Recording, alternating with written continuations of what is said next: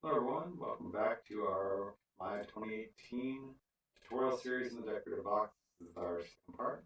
So we're going to jump right back in here. So where we left off at was we set up our reference images and we just extruded the top of the box. And we're just going to go ahead and jump right back into it. So the next tool we're going to look at is going to be the bevel tool. So we're going to select in edge mode, so hold down right mouse button. We're going to get our floating menu here so we can select the edge component type. And we're going to select the top 4 edges here. Just holding shift and left mouse button clicking to have them all selected. And then I'm going to select my bevel icon right here. This is also available underneath your edit mesh, and you'll find bevel right at the top up here. Okay, so we're going to go ahead and bevel this guy. And underneath fraction and segments, those are the two we're going to mess with a little bit. So underneath segments, I'm going to go ahead and put in a value of 5. And with fraction, let's go ahead and bring this down to, let's say, 0.4. Actually, I kind of like 0.5. Maybe you'll go 0.7 actually. Going a little more like that. Okay. Let's go to our 4 panel and take a look and see how that's stacking up.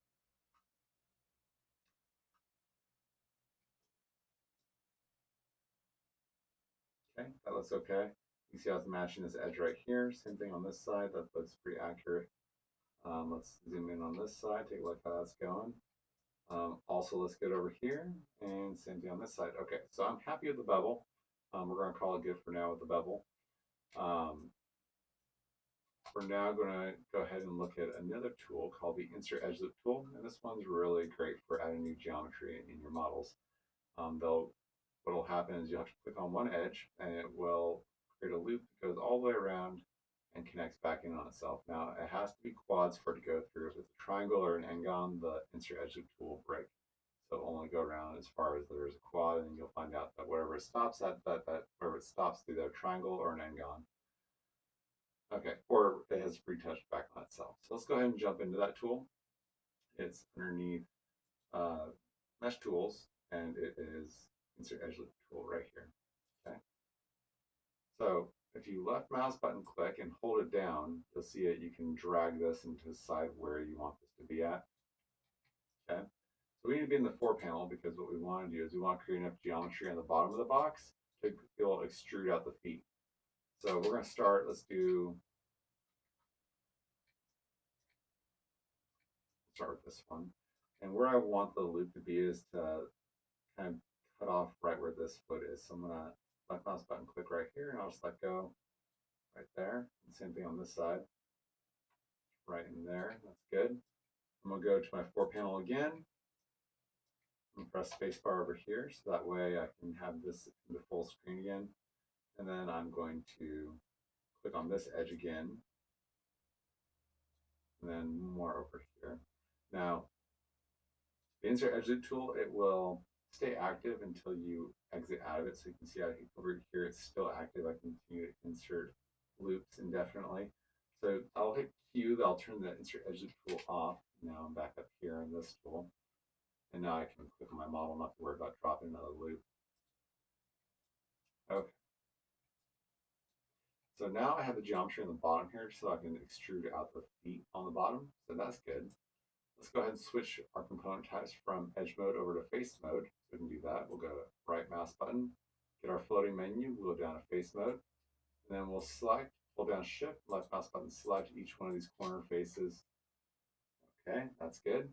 And now we're going to go back into our 4 panel so that we can see how far down we're going to extrude. So I'll just make this one the one that'll be at the bar because the other one should be the same length as this one anyways. So I'll turn my extrude tool, and you can see how it'll pop in there, the bottom of the one of the faces. So now all I have to do is with the y-axis, which is the one that's facing straight down here, I'll just click on it one time, and then I'll just move the feet down.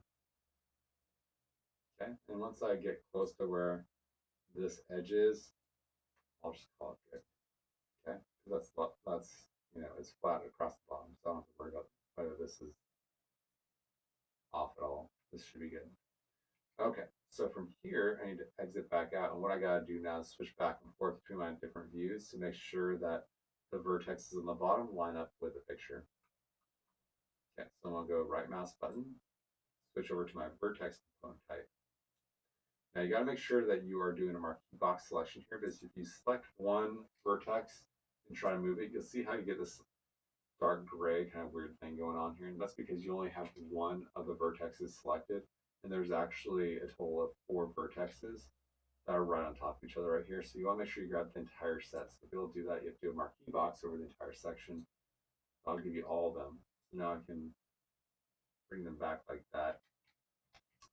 But you know, it's still hard to see. So I'm gonna turn ghosting off for a minute just so that I can get a better view of what's going on. So I'll turn ghosting off, or X-ray, I guess is the proper term for it. And I can say that it's supposed to be kind of right around here.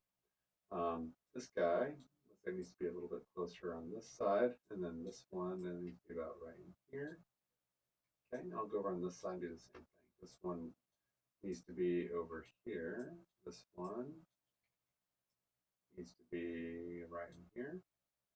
This one right there.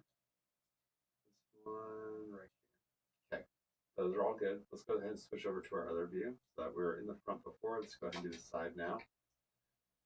Okay, so from the side, same deal. I'm going to turn X-ray off for a moment. I'm going to grab this one here. I'm just going to move this one off a little bit. Okay, that's good. And line that one up. That one's good. That's good. That's good. That's good. Okay. Right in there. Okay. That looks pretty good to me. Okay. So that's blocked in for the feet. That's a good place to stop the feet for now. Next we want to address is, you see how there's this little wedge going on here, and we get a better view of it from, turn X-ray back on these guys. This one. The wedge that's in the reference image. So that's this guy here. That's what we want to deal with, in the separation from the lid. So to do that, we're going to add some more geometry in here. We're going to get the insert edge tool back out, and we're going to drop some more geometry in. So let's go ahead and actually I'm going to add that insert edge loop tool to the shelf in here, because I use that one all the time. So we'll go to mesh tools, insert edge loop tool. I'll hold down Control Shift. I'm on a PC, so if you're on a Mac, it's Command Shift. Okay, so there it is. It's on the end here, right? And if I just, you can middle mouse button drag this, and you see how it's got the little dot dot dot line going vertically. That makes it where I can move it over to where I would appreciate it, which is more right here in the modeling area. Okay, so I'll click on this. Insert edge loop tool is reactivated, and I can now click on the vertical lines to create the horizontal edge loop. So we're going to do one right in here, right at the, right when the side dips in for the wedge, and we're going to do the same thing on the top part of it where the lid is. Okay, so that's good. I'm going to do one more. This one is right where the seam is for the lid. Okay, so that's good. So before I do anything else, I got to adjust what this vertex right in this area, because I want to be down inside here before I proceed further. But while I'm here, we'll actually drop one more edge loop right in here. This will help me kind of define out the lower body part of this box. All right, so we're gonna go to vertex mode. I'm gonna select this vertex here. I'm gonna translate this one back right in here, and I'll put this one right up in here. I'll move this one out over here. Okay, check this one again. Right about there. Right about there.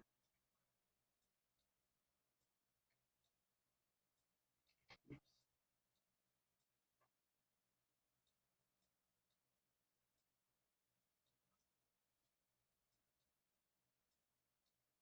Okay, that's pretty good. I like that. Let's go ahead and switch to the front view. Do the same thing, making kind of alterations since we have some new geometry in here. Okay, so I can see along these sides, and now I have the opportunity to round these guys here out a little bit better.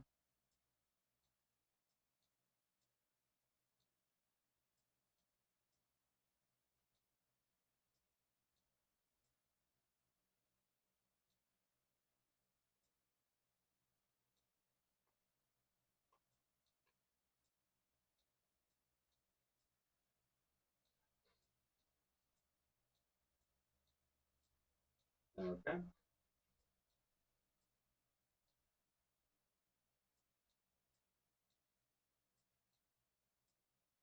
just doing a little bit of point pulling.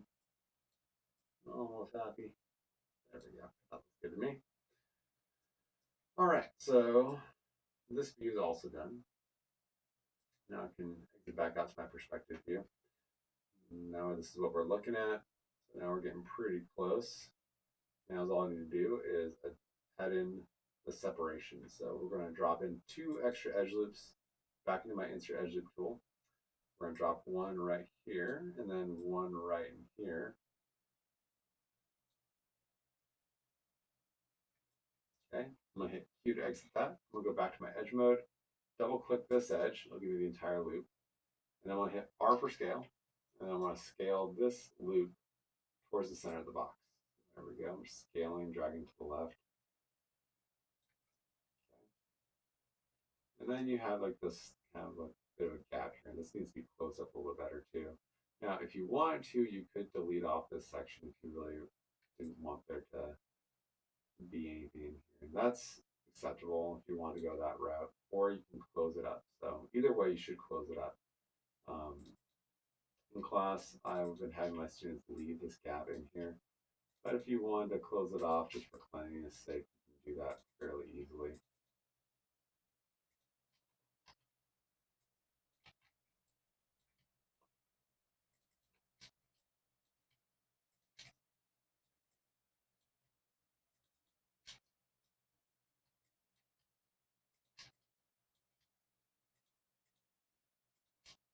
Use it to lower it down like so. That pretty much does it, right?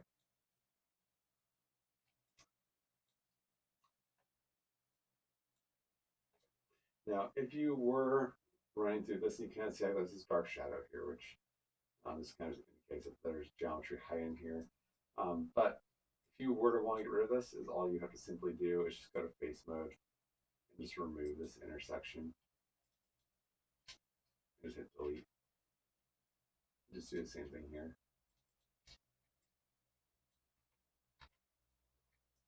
Problem with that though is that once you go smooth it, then some things can start to look a little weird because it's missing that inner geometry.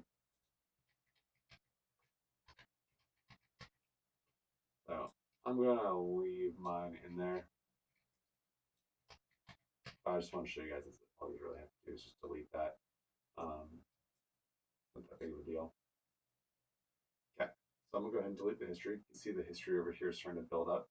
That's just a little clock with a little X out timer. Next to where all the little nodes and operations that are still connected to the object are now been removed.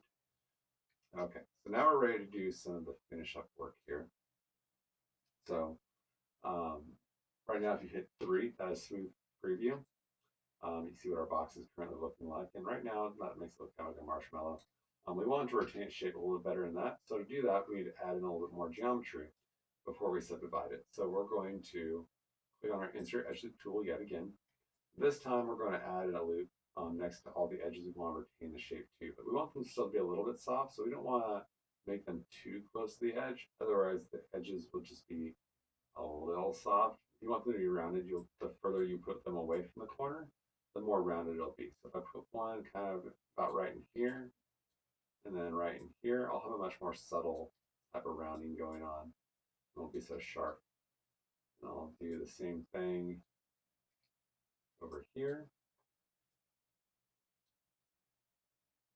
And on the inside of the feet as well, because I want these angles to hold as well.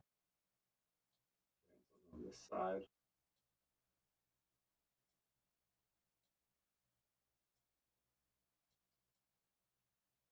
okay, so you can see all the edges I've added. And that's all I need. I will put some on the inside of the feet. That'll help hold their shape as well. Not too high up here. If you do it too high, it tends to average a little too quickly, or it stays too sharp. I'm sorry. If you put it down here, you get a better result. Okay, I think that's pretty good. Okay, so just around the tops of the legs, and then 1, 2, 1, 2, and then 1, 2, 1, 2, and that's it. Okay, so let's go ahead and do another smooth preview and see what this looks like. Okay, that doesn't look too bad. I think that um, I want to have one more piece of geometry along the bottom here so that it doesn't buckle so quickly right here. And I think maybe having another piece of geometry along in here as well will help make sure it doesn't average so fast. Will help hold that shape a little better. Okay, so let's go ahead and try that one more time. Yeah, I think I'm a little happier with that. That looks good. Bottom looks good. Okay, so the modeling phase, I would say, is pretty much good to go.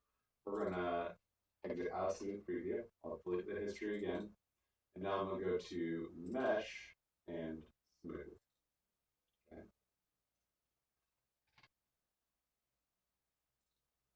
There we go. So now it's been subdivided. What that means is that every polygon, every quad has been now separated into 4 quads, which they average out and makes it where it's a more softer model.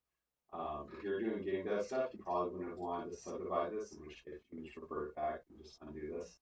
You're going to want to go with the game dev version where you want to keep the lower poly. You might want to just run bevels along the corners here to get that same softness. But for this single object project, this is completely fine. It's not too much for polygons. If it was, like I said, for a game dev, this would be completely out of hand with how many polygons are on this one simple object. But for a single render, this would be fine. Okay. All right, so this concludes the modeling stage. In the next stage, we're going to move into texturing this. So we're going to do some UV unwrapping and then the texturing process, and we'll set it up for the 3 light setup and render it for the finish of the project. So this is where I'm going to wrap up this lesson. So I'll see you guys in the next one. Thanks for watching.